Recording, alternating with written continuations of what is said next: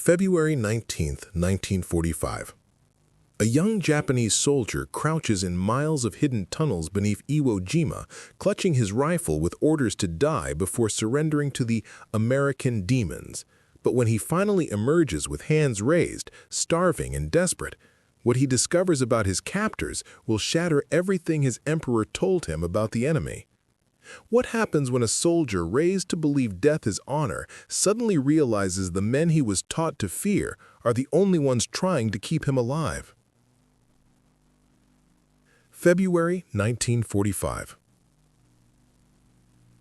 The air on Iwo Jima smelled like rotten eggs. Sulfur gas leaked from cracks in the black volcanic rock. Private Yamamoto pressed his hands against the tunnel wall and felt the heat coming through the stone. The island was only 8 square miles, smaller than most Tokyo neighborhoods, but General Kuribayashi told them it was the most important piece of ground in the Pacific. If the Americans took it, their damaged bombers could land here on the way back from burning Japanese cities. The B-29s were already turning Tokyo into ash, night after night. Yamamoto's mother and sisters lived there. He had not heard from them in 3 months. The tunnels stretched deep into Mount Suribachi. Yamamoto had helped dig it with his bare hands and simple tools. For 8 months, 21,000 men carved 11 miles of tunnels through the volcanic rock. The heat made them dizzy. The sulfur burned their throats. But they kept digging because General Kuribayashi said this was how they would win. No more banzai charges, no more glorious deaths on the beach. This time, they would hide underground and bleed the Americans slowly. In Tokyo, the government told people that Japan was winning, but Yamamoto had been to America before the war. His father was a businessman who took him to San Francisco when he was 12. He remembered the tall buildings, the electric lights everywhere, the restaurants full of food. Even poor American families had automobiles. He remembered thinking that America looked like it came from the future. Now the radio said Americans were weak and soft, that their fighting spirit was nothing compared to Japanese honor.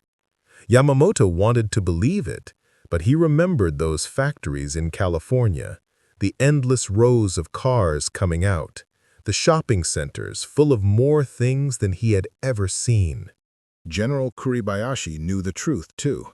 He had lived in America for 2 years as a military observer. He wrote letters home saying that fighting America was foolish, that their industrial power was too great. But the emperor's advisors would not listen. Now Kuribayashi was here on this sulfur island with 21,000 men, and everyone knew they were not here to win. They were here to die slowly enough that maybe, somehow, the Americans would give up and offer peace terms. The food was almost gone. Yamamoto gets 1 rice ball per day now, sometimes with a piece of dried fish. The supply ships could not get through anymore. American submarines sank everything. Before the war, Yamamoto ate 3 meals a day. His family was not rich, but they had enough. Now his ribs showed through his skin. At night, in the tunnels, men whispered about hunger. Some talked about their last good meal before they left Japan. Others just stopped talking and stared at the tunnel walls. The Americans arrived on February 19th at 9 in the morning. Yamamoto heard them before he saw them. The sound was like the end of the world. Battleship guns, bigger than anything Japan had, fired shells the size of small cars. The shells screamed through the air and exploded in columns of black sand and smoke. Yamamoto crouched in his tunnel with his hands over his ears. The mountain shook, dust fell from the ceiling. He thought the tunnel would collapse and bury them all alive. Then the guns stopped. Yamamoto crawled to his firing position, a small hole in the tunnel that looked out onto the beach. What he saw made his stomach drop. The ocean was covered with ships, hundreds of them, maybe thousands. He could not count them all. They stretched from horizon to horizon, giant gray warships, fat transport vessels, small landing craft buzzing toward the beach like angry insects. The ships carried 70,000 Marines. Yamamoto knew this because they found an American battle plan that washed ashore. 70,000 men coming to kill 21,000. And behind those men were more ships, more planes, more bullets, more bombs than Yamamoto could imagine. The Marines hit the beach and the black volcanic SAMs swallowed their boots. They struggled forward like they were walking through mud. Yamamoto's orders were to wait. Do not fire yet. Let them come closer. General Kuribayashi's plan was to let the Americans think the beach was safe, let thousands of them land, then open fire from hidden positions, turn the beach into a killing ground. But something felt different this time. Yamamoto had fought on other islands, Guadalcanal, Saipan. Each time, the Americans came with more ships, more tanks, more of everything. Each time, fewer Japanese soldiers went home.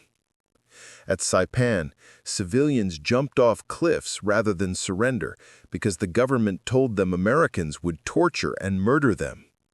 Yamamoto watched families hold hands and jump. He wondered if that was true, if Americans really were the demons the government described. Through his firing hole, he watched the Marines bring tanks onto the beach. The tanks rolled forward easily. Behind them came more men with flamethrowers, with radios, with equipment he had never seen before. An American plane flew overhead so low he could see the pilot's face. The plane was not attacking. It was just looking, taking photographs. They owned the sky completely. Japan's planes were gone, crashed into American ships, or shot down or sitting on airfields with no fuel.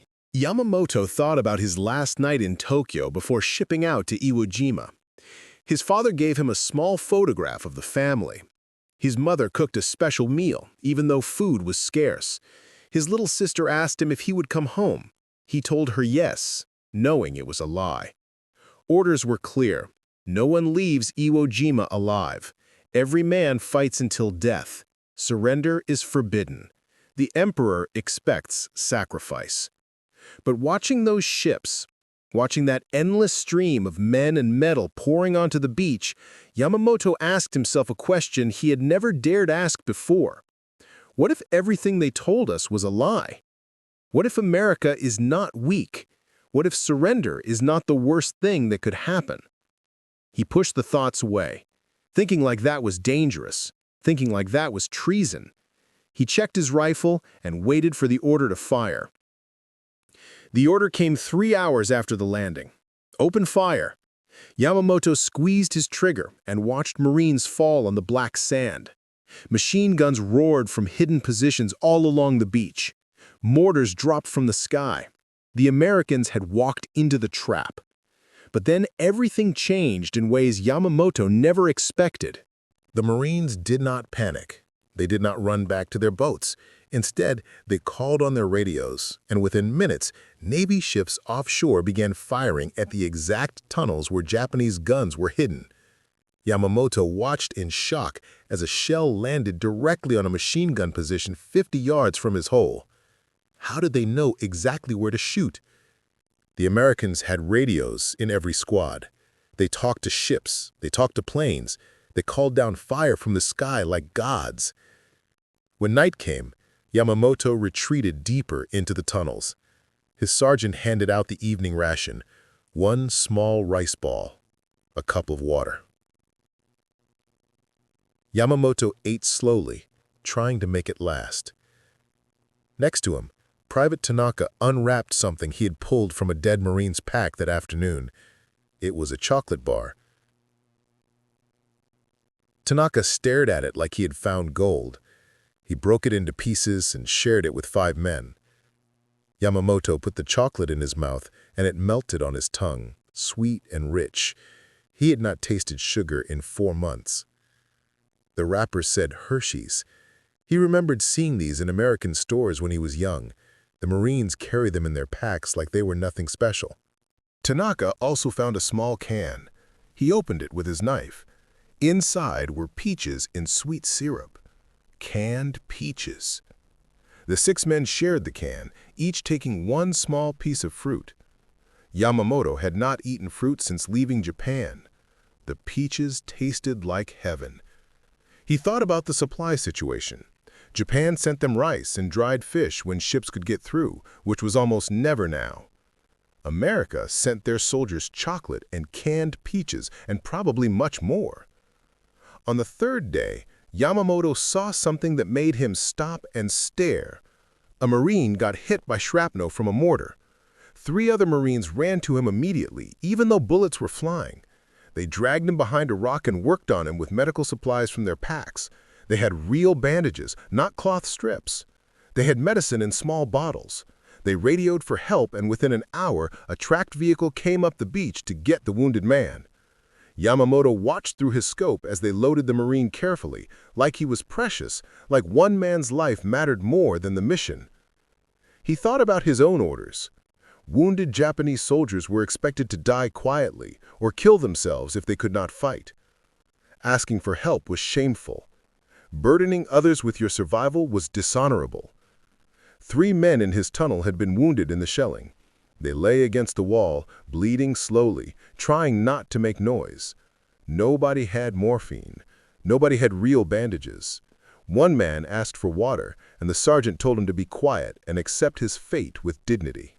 By the end of the first week, the Americans controlled half the island. Yamamoto heard they were raising a flag on top of Mount Suribachi. He could not see it from his tunnel, but other soldiers saw it, and the news spread through the underground passages like poison.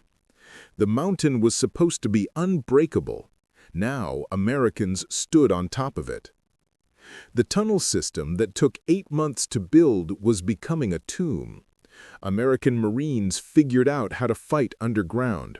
They came with flamethrowers that shot fire 30 feet into the dark passages. They came with explosives that sealed tunnel entrances. They came with tanks that had huge flamethrowers mounted on top. Yamamoto watched one of these tanks stop at a tunnel entrance. Fire poured into the hole like water from a hose. Men inside screamed. The smell of burning flesh filled the tunnels for hours. But the thing that bothered Yamamoto most was not the weapons. It was something else. One morning, he found a piece of paper that floated into his tunnel position. It was a leaflet, printed in Japanese. It said that Japanese prisoners were being treated well according to international law. It said they received food, water, and medical care. It said the war was lost and surrender was not shameful. It gave instructions on how to surrender safely. General Kuribayashi's orders were clear. Anyone caught with enemy propaganda would be executed. Yamamoto should have burned the paper immediately. Instead, he read it 3 times. Then he tucked it inside his uniform. He told himself he kept it to show his sergeant, to prove the Americans were trying to trick them. But that was a lie. He kept it because part of him wondered if it might be true. That night, Yamamoto wrote in his diary by the light of a tiny candle stub. He wrote about the chocolate bar. He wrote about the Marines who risked their lives to save one wounded man. He wrote about the endless ships and the radios and the tracked vehicles. He wrote something dangerous. We were told Americans are demons who torture prisoners, but they call us from outside the tunnels. They say surrender and live. They promise food and safety. Why would demons do this? Why would demons waste words on men they plan to kill? He heard stories from other tunnels. A soldier named Sato surrendered 2 days ago when his position got surrounded. Everyone expected to hear that the Americans tortured him or shot him. Instead, word came back through the underground grapevine that Sato was alive. He was in a prisoner camp. He was eating. This rumor spread like fire through the tunnels, whispered in the dark when officers were not listening. Yamamoto's friend Kenji spoke quietly next to him. "My cousin fought in Saipan. He wrote to me before I shipped out. He said some men surrendered there too. He said Americans fed them, treated their wounds, but we are not supposed to know this. Kenji looked at the tunnel ceiling. What if the whole thing is a lie? What if surrender is not the end of honor? What if staying alive is not shameful? Preparing and narrating this story took us a lot of time, so if you're enjoying it, subscribe to our channel. It means a lot to us. Now back to the story. These were dangerous words. These were treasonous thoughts. But Yamamoto was thinking about them too. Outside the tunnel, he heard American voices calling in broken Japanese. Come out! No shooting! Food and water! Medicine for the wounded! The voices came every day now. Sometimes they came with loudspeakers. The Americans seemed to have endless patience, endless supplies, endless everything. Meanwhile, Yamamoto's last rice ball was 2 days ago. His canteen was empty.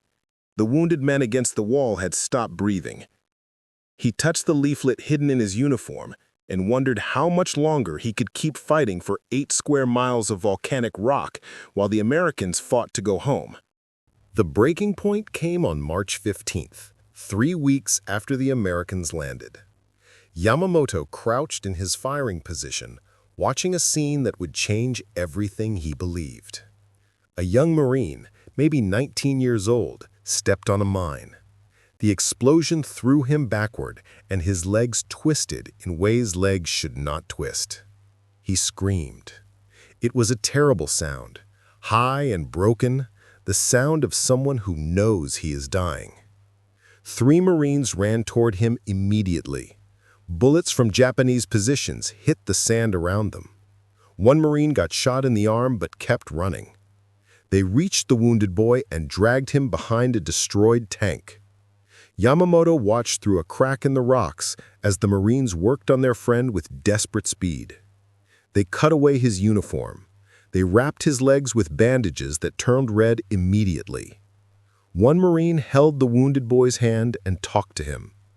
Yamamoto could not hear the words, but he could see the Marine's face. The man was crying while he worked. A corpsman ran up with a medical bag.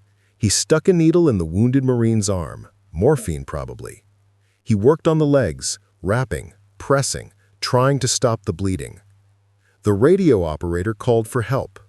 Within 10 minutes, a vehicle arrived, not a tank, a special vehicle just for carrying wounded men. 4 Marines lifted the wounded boy carefully, so carefully, like he was made of glass. They put him in the vehicle and it drove away fast, back toward the beach where the hospital ships waited. Yamamoto sat back against the tunnel wall. His hands were shaking. He had watched 4 men risk their lives and 1 man take a bullet just to save 1 wounded soldier. In the Japanese army, that wounded Marine would be given a grenade and expected to kill himself so he would not slow down his unit. Or he would be left behind with a rifle and a few bullets to hold off the enemy while his friends escaped. That was the honorable way. That was what the emperor expected. But these Americans fought like 1 man's life was worth everything. They called down vehicles and used medicine and cried while they tried to stop the bleeding. Yamamoto thought about the 3 wounded Japanese soldiers who died in his tunnel last week. Nobody cried for them. Nobody called for help. They just died quietly in the dark, and other soldiers dragged their bodies deeper into the tunnels, where the smell would not bother the living. Something broke inside Yamamoto's chest. It felt like a wall crumbling. He had been taught his whole life that Japanese spirit was stronger than American steel, that honor mattered more than survival, that dying for the emperor was the greatest thing a man could do. But watching those Marines, he saw something different. He saw men who fought to live, who fought to bring their friends home. Maybe that was stronger than being willing to die.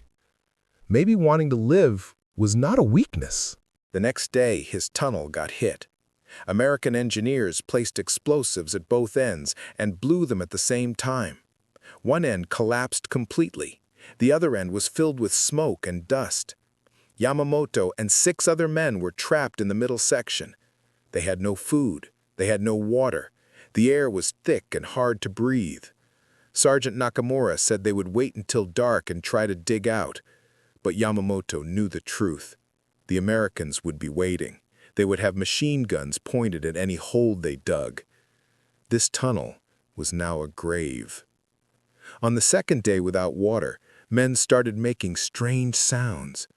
Private Tanaka talked to his mother, who was 1,000 miles away. Corporal Ito scratched at the collapsed tunnel entrance with his bare hands until his fingers bled. Sergeant Nakamura sat against the wall and stared at nothing. Yamamoto's tongue was swollen. His head pounded. He thought about the leaflet hidden in his uniform, the one that promised food and water and medical care. He thought about his little sister in Tokyo. She was only 10 years old. If he died in this tunnel, she would get a letter saying he died with honor for the emperor. She would be expected to be proud. But Yamamoto did not feel honorable. He felt thirsty and scared and angry. Angry that he was buried alive on an island that did not matter.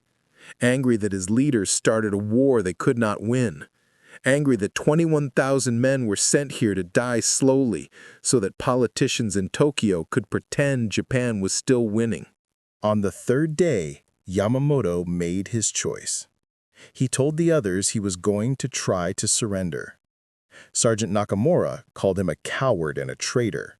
He said Yamamoto would bring shame to his family for 10 generations.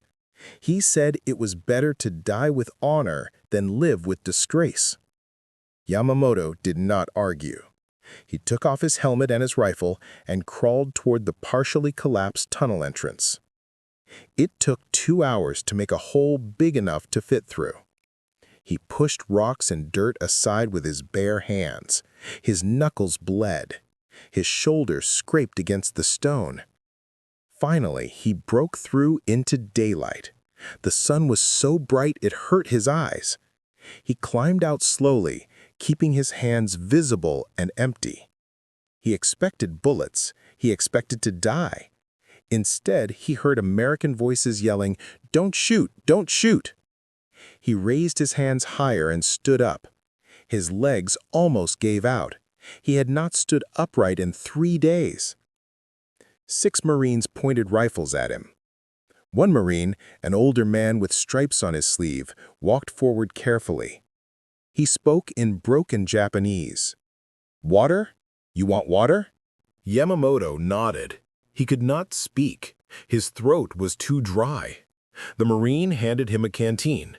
Yamamoto drank, and the water was the most beautiful thing he had ever tasted. He drank too fast and choked and coughed. The Marines lowered their rifles. One of them, a young man with red hair, offered him a chocolate bar. Yamamoto took it with shaking hands. They walked him back to the beach. Other Japanese prisoners were there, maybe 30 men, sitting in a fenced area. They had blankets. They had food. They looked tired and dirty, but they were alive, and nobody was beating them. A medic looked at Yamamoto's hands and wrapped them in clean white bandages. Someone gave him a bowl of soup. It had meat in it, real meat, and vegetables. He ate slowly, tasting each spoonful. When he finished, they gave him another bowl. He could not remember the last time he had enough food to feel full. That night, lying on a blanket under the stars, Yamamoto wrote in his diary with a pencil an American guard gave him. His hand shook as he wrote. "They told us Americans torture and kill prisoners. I have eaten better in 1 day as a prisoner than in 3 months in the tunnels. They gave me water when I was dying of thirst. They bandaged my hands. They did not hit me or spit on me or call me names. Everything we were told was a lie." He looked around at the other prisoners. Some were crying quietly. Some slept like they had not slept in months. One man still looked terrified, like he expected the kindness to end and the torture to begin. But it did not begin. The guards brought breakfast in the morning: rice, eggs, and coffee. Real coffee, hot and black. Yamamoto held the cup in his bandaged hands and smelled the coffee, and felt something break apart inside him. Not just hunger breaking, not just thirst, something bigger. His whole understanding of the war was collapsing. If they lied about how Americans treat prisoners, what else was a lie? Was it a lie that Japan was winning? Was it a lie that the emperor was divine? Was it a lie that dying was better than surrender? Yamamoto thought about the thousands of men still in the tunnels of Iwo Jima, slowly starving, slowly dying because they believed the lies. He thought about his friend Kenji, who might still be alive in that collapsed tunnel. He thought about Sergeant Nakamura, who chose honor over survival. A week later, they moved the prisoners to Guam. The camp there had barracks with roofs and floors. It had a kitchen that made 3 meals every day. It had a baseball field where prisoners could play in the afternoons. Yamamoto watched American soldiers play baseball with Japanese prisoners, and he did not understand how this was possible. These men were enemies.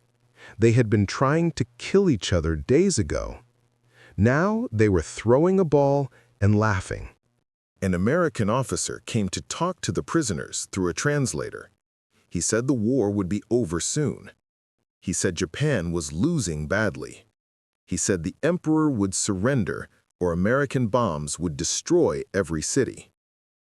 He did not say this with joy or cruelty. He said it like he was sad about it, like he wished there was another way. Yamamoto believed him because everything else the American said had been true.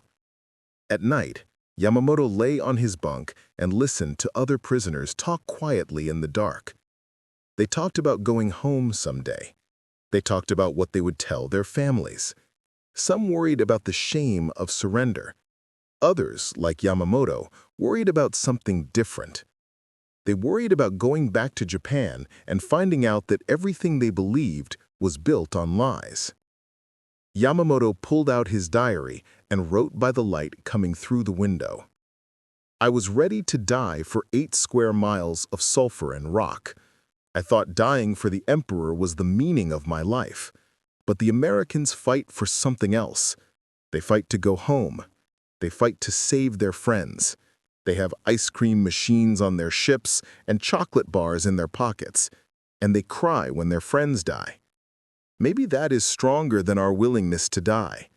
Maybe I learned more about strength from being captured than from being a soldier. He closed the diary and looked out at the stars. Somewhere out there, men were still dying in the tunnels of Iwo Jima. They were dying because they believed surrender was worse than death. Yamamoto had believed that too, until he climbed out of his grave and raised his hands and lived. The repatriation ship arrived at Yokohama Harbor in November 1946, 18 months after the war ended. Yamamoto stood on the deck with 200 other former prisoners, watching Japan appear through the morning fog. He gripped the rail with both hands. In his bag, he carried a Red Cross package the Americans gave him before he left Guam. Inside were bars of soap, cans of food, chocolate, and cigarettes. The Americans said these things would be valuable in Japan. They said to use them carefully because everything was scarce now. The ship got closer and Yamamoto saw the city. His stomach twisted. Yokohama is gone. Not damaged, gone. Miles of rubble stretched inland from the water. A few concrete buildings stood like broken teeth among the ashes. Everything else was flat. The firebombing had turned whole neighborhoods into dust. Yamamoto had seen photographs in the prison camp. American newspapers showed the destruction, but seeing it with his own eyes was different. This was worse than Iwo Jima. This was worse than anything he had imagined. The ship docked, and they walked down the gangway. Japanese officials checked their names on lists. Nobody smiled. Nobody welcomed them home. The officials looked at the former prisoners with cold eyes, like they were looking at traitors. A man in a suit asked Yamamoto if he surrendered or was captured unconscious. Yamamoto said he surrendered. The man wrote something on his form, and his face showed disgust. Yamamoto wanted to explain about the tunnel, about the thirst, about the choice between dying for nothing or living to see his family again. But he said nothing. He took his papers and walked into the ruins of Japan. His parents lived in Tokyo, 30 miles north. The trains were running, but barely. Yamamoto waited 4 hours for a train that was so crowded, people hung from the doors. He stood pressed against strangers who smelled like they had not bathed in weeks. Through the windows, he watched the countryside pass. Fields were overgrown. The villages were empty. Bomb craters filled with water like ugly ponds. This was what losing looked like. This was what happened when you fought an enemy who could produce endless ships and planes and bombs. Tokyo was worse than Yokohama. His neighborhood was completely gone. He walked through streets he had known his whole life and recognized nothing. Everything was burned flat. People lived in shacks made from pieces of metal and wood scraps. Children with thin faces and empty eyes watched him pass. An old woman sold sweet potatoes from a cart. The potatoes were tiny and cost more money than Yamamoto had. The black market was everywhere. People traded anything for food. American cigarettes from his Red Cross package would buy a week of rice. He found his family's address by counting streets from a landmark that somehow survived. Where his house once stood was a small shack made from corrugated metal and burned boards. Yamamoto stood outside for a long time before knocking. His hand shook. What would he say? What would they say? He was supposed to die with honor on Iwo Jima. Instead, he surrendered and lived in an American prison camp, eating chocolate and playing baseball while Japan burned. His mother opened the door. She stared at him. Her face was thin. Her hair had gone completely gray. She looked 20 years older than when he left. For a moment, she said nothing. Then she made a sound, half cry and half gasp, and pulled him inside. His father sat on the floor mending a shirt. He looked up, and his face went hard. His mother held Yamamoto and cried. His father stood up slowly. "You surrendered," his father said. It was not a question. "Yes," Yamamoto said. His father turned away. "You have brought shame to this family." His mother kept crying. She touched Yamamoto's face, his arms, like she needed to prove he was real. "You are alive," she whispered. "My son is alive." She said it like a prayer, like something she stopped believing could be true. His little sister, Akiko, came in from outside. She was 13 now, no longer the 10-year-old who asked if he would come home. She was thin like everyone else. Her school uniform was patched and too small. She looked at Yamamoto, and her eyes got wide. "Brother," she said. Then she ran to him and hugged him and started crying too. That night they ate rice and pickled vegetables. Yamamoto opened his Red Cross package and gave them chocolate and cans of food. His mother cried again when she saw the chocolate. Akiko ate her piece slowly, making it last.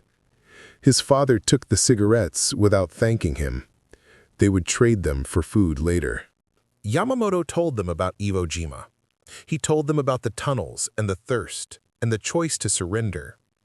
He told them about the American prison camp, about the food and the medical care and the baseball games. His father's face got darker with every word. When Yamamoto finished, his father spoke quietly. "You should have died with honor. Now you must live knowing you chose shame over duty." His mother grabbed his father's arm. "He is alive! Our son is alive! Is that not enough?" His father pulled his arm away. 21,000 men died on that island. He was supposed to be one of them. Instead, he ate American chocolate while Japan burned. He stood up and left the shack. Yamamoto sat in the silence. Akiko moved closer to him. "I am glad you came home," she whispered. "I prayed every night you would come home." Over the following weeks, Yamamoto looked for work. Jobs were scarce. When people learned he surrendered, they often turned him away. Surrender was still considered shameful, even though the emperor himself surrendered and spoke on the radio, telling everyone the war was over. But Yamamoto spoke English. He learned it better in the prison camp where American guards taught classes. Eventually, he found work with the American occupation forces as a translator. Working with Americans felt strange at first. These were the same people who destroyed his country, but they were also the same people who gave him water when he was dying and fed him when he was starving. The American officers he worked with were mostly kind. They wanted to help rebuild Japan. They brought food and medicine. They helped clear rubble and repair roads. Yamamoto translated their words and watched Japanese people slowly accept that Americans were not demons. They were just men trying to do a job and go home. At night, Yamamoto studied. He wanted to become a teacher. He wanted to teach English to young people. Japan would need English speakers in the new world that was coming. He studied by candlelight in the shack while his sister did her homework beside him. His father still barely spoke to him. His mother worried quietly about both of them. One night, his father came home drunk. He had traded cigarettes for sake. He looked at Yamamoto with red eyes. "Do you know what they say about men who surrendered? They say you are contaminated. They say you touched the Americans and now you are not truly Japanese anymore." He laughed, but it was not a happy sound. "Maybe they are right. You work for them, you speak their language, you might as well have been born American." Yamamoto stayed calm. "I learned their language so I could help our families survive. I work for them so we can eat. Would you prefer I died in a tunnel so you could have honor but no son?" His father slapped him. It was not hard, but the shock of it hurt more than the pain. His mother gasped. Akiko started crying. His father stood there with his hands still raised, breathing hard. Then he sat down and put his face in his hands. "I do not know how to live in this world anymore," he said quietly. "Everything I believed was a lie. The emperor is not divine. Japan is not superior. We lost everything, and now my son speaks English and works for the enemy. And I am grateful because it keeps us alive. I do not know who I am anymore." Yamamoto understood. His father's whole world collapsed just like his did in that prison camp. But his father did not have chocolate and baseball to ease the transition. He just had rubble and shame and hunger. Years passed. Yamamoto became a teacher in 1950. He taught English at a school that rose from the ashes of the old neighborhood. His students were eager to learn. Japan was changing fast. American ideas were flooding in. Democracy, individual rights, the idea that people could choose their own path instead of dying for their leaders. Some old people hated it. Young people absorbed it like rain after a drought. Yamamoto never spoke much about Iwo Jima. When students asked if he fought in the war, he said yes and changed the subject. He did not tell them about the tunnels or the surrender. He did not tell them about the chocolate bars or the Marine who cried while trying to save his friend. Some memories were too complicated to explain. But in 1960, his son, Hiroshi, turned 10 and asked about the war. They were visiting the Yasukuni Shrine, where Japan's war dead are honored. Hiroshi asked if Yamamoto's friends were honored there. Yamamoto looked at the shrine and felt complicated things. Yes, his friends were there. 21,000 men who died in dark tunnels following orders. Were they heroes or victims? He did not know anymore. Some of my friends are honored here, Yamamoto told his son. They died fighting. I lived by surrendering. For a long time, I felt shame about that. But I want you to understand something important. They walked away from the shrine. Yamamoto chose his words carefully. On Iwo Jima, we had miles of tunnels and orders to fight to the last man. The Americans had the power to destroy us all. But they also had something else. They had mercy. They called for us to surrender. They promised food and safety. When I finally came out of my tunnel with my hands up, I expected to die. Instead, they gave me water. They gave me food. They treated my wounds. Hiroshi listened carefully. He was a serious boy who asked hard questions. I learned something from the Americans, Yamamoto continued. I learned that real strength is not about being willing to die. Real strength is knowing when to stop killing and start living. The Emperor never came to those tunnels where we were starving, but American medics did. They were our enemies, but they tried to save us. What does that teach you about strength and honor? Hiroshi thought about this. It teaches me that staying alive to see your family is more important than dying for a war? Yamamoto nodded. Yes, that is exactly right. I surrendered so I could come home. I surrendered so you could be born. Your grandfather never forgave me for that choice, but you exist because I made it. Which matters more, his idea of honor or your life? They walked home through Tokyo's crowded streets. The city was rebuilt now. Tall buildings rose where rubble once lay. Cars filled the roads. People had enough to eat. Japan was becoming prosperous again by learning from the same enemy they once tried to destroy. That night, Yamamoto wrote in his old diary from the war. He had not opened it in years. The pages were yellow and fragile. He read his words from March 1945 about chocolate bars and crying Marines and the lies they were told. Then he wrote something new on the last page.